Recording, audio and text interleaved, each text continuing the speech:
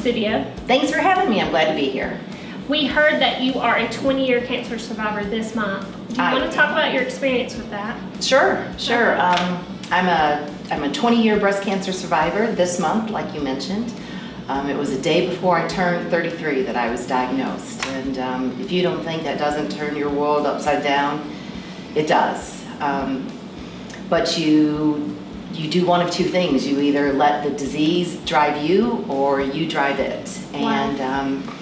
And with the help of my husband, we decided to take the lead, and thank you God, I'm still here. So it's, I learned a lot about myself. I learned that you can't give up. I learned that you have hope, that you fight, that you have drive, that you're determined.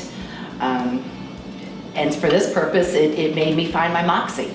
I mean, I'm very blessed, and I'm still here. So I don't take life lightly. Yeah, I can see that. That's amazing. So were you here in Haywood County when you found that out, or what was your next moves after?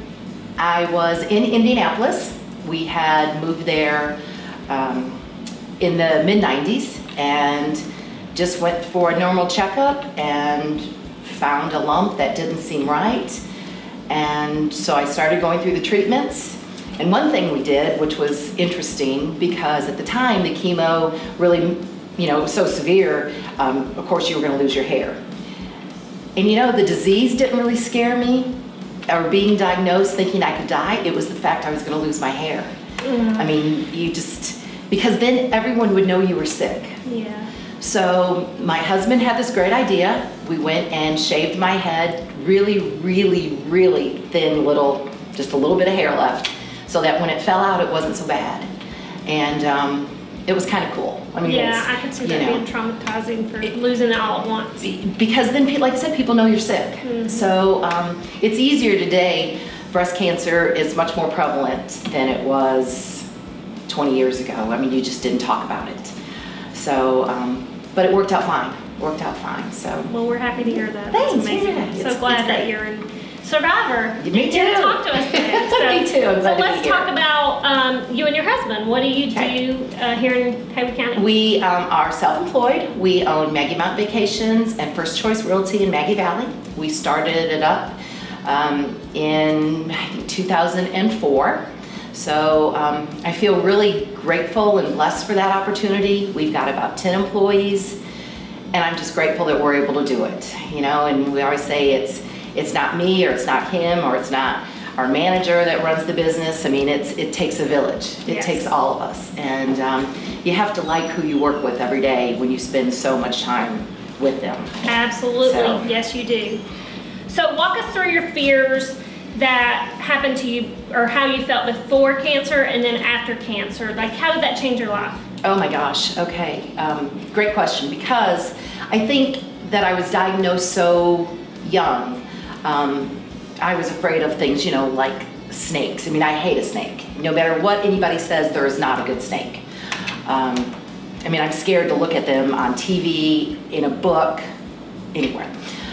But I don't know that I really had lots of fears because I was so young. And so I think then after the diagnosis, I wasn't scared anymore. I mean, I'm not scared. I'm not scared to die. I mean, you face those things. You find that perseverance. You find that grit that makes you keep going. And I'm not afraid. I live life and love it. And I enjoy it. And I'm very grateful to be alive. And that's what shows us that you have Moxie. I mean, that's amazing. Yeah. So clearly you've had some major challenges in your life. What was one challenge that really stands out for you? I think one of the biggest challenges I've had was relocating here. I've relocated a couple places, but here it was to North Carolina. We didn't know anybody. I didn't know what we were going to do.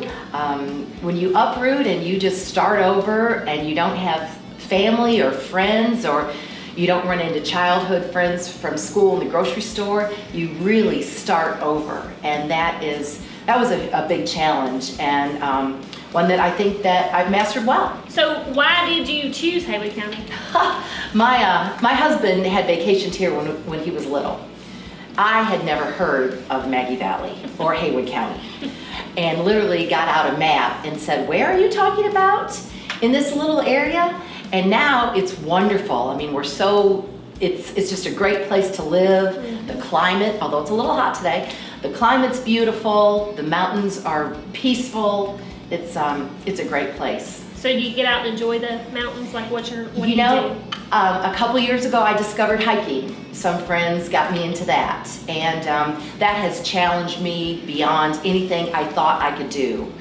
I never played in the dirt as a child, and here I am hiking out in the mountains. And if you run across a bear looking at you, oh yeah, Did that happen to you? It's happened twice where I've seen bears. Did you just walk away? You make a lot of noise and you back up, but I don't hike alone. So, yeah, that's been interesting. That's definitely taken me out of my comfort zone, pushing me beyond limits that I thought, which may not seem like a lot to a lot of people, but I'm not really much of an outdoorsy girl in the woods, and no, that makes sense. It's very peaceful.